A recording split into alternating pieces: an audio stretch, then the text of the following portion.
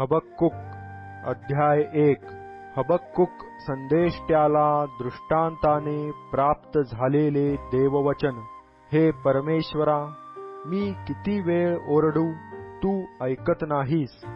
जुलूम झाला असे मी तुला ओरडून सांगतो, तरी तू सुटका करीत नाहीस.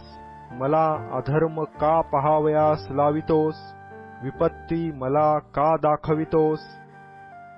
लुटालूट व जुलूम माझ्या समोर आहेत. कलह चालला आहे, वाद उपस्थित झाला आहे. अशाने कायद्याचा अंमल ढिला पडतो, न्यायाचे काही एक चालत नाही. दुष्ट धार्मिकास घेरून सोडितो, म्हणून न्याय विपरीत होतो.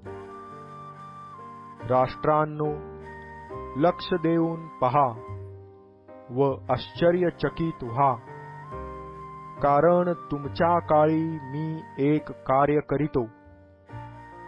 तुम्हा सांगितले तरी तुम्ही विश्वास धरणार नाही. कारण पहा, मी खासद्यांची उठावणी करीतो. ते उग्र व उतावळे राष्ट्र आहे. जी स्थले त्यांची नाहीत, त्यांचा ताबा घ्यावा म्हणून ते पृथ्वीवर फिरत असतात. ते दारुण व भयंकर आहेत. त्यांचा न्याय व त्यांचे वैभव त्यांचे स्वतःचेच आहे. त्यांचे घोडे चित्त्यांहून वेगवान आहेत व संध्याकाळी बाहेर पडणाऱ्या लांडग्यांपेक्षा क्रूर आहेत. त्यांचे घोडेस्वार दौड करीतात. त्यांचे घोडेस्वार दुरून येतात.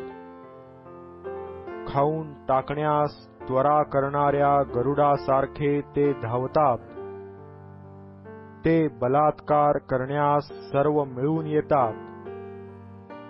त्यांच्या तोंडांचा रोख थेट पुढे असतो. वाळूच्या कणांप्रमाणे ते बंदिवान गोळा करीतात. तो तर राजास कसपट समजतो व अधिपतीस कवडीमोल मानितो. कोणताही किल्ला असला तरी तो तृणवत गणतो. मातीचा ढीग रचून किल्ला सर करीतो. शेवटी सोसाट्याचा वारा येऊन तो उडून जाईल. स्वपराक्रम हाच ज्याचा देव, त्यावर दोष येईल.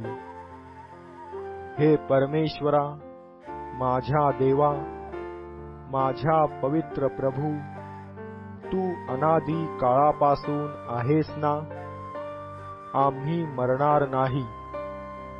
हे परमेश्वरा, तू त्याचा न्याय नेमिला आहे. हे दुर्गा, त्याचे शासन व्हावे म्हणून तू त्यास स्थापिले आहे. तुझे डोळे इतके पवित्र आहेत की दुष्टता तुझ्याने पाहवत नाही. अनाचाराकडे दृष्टी लावत नाही. तो तू या बेईमानी करणाऱ्यांकडे का पाहत राहतोस? जो आपल्याहून धार्मिक त्यास दुष्ट गिळून टाकितो, तेव्हा तू का उगा राहतोस? तू मानवास समुद्रातील माशांप्रमाणे का केले आहे? कोणी शास्ता नसलेल्या जीवजंतूप्रमाणे त्यांना का केले आहे? तो त्या सर्वास गळाने उचलितो. त्यास आपल्या जाळ्यात धरितो. आपला पाग टाकून त्यास गोळा करीतो. यामुळे तो हर्षित व आनंदित होतो. तो आपल्या जाळ्यापुढे यज्ञ करीतो. आपल्या पागाला धूप दाखवितो, कारण त्यापासून त्याला विपुल धन व पुष्टिकारक अन्न मिळते. तर मग तो आपले भरलेले जाळे रिकामे करून राष्ट्रांची काही एक गय न करिता त्यांचा सतत घात करीत राहील काय?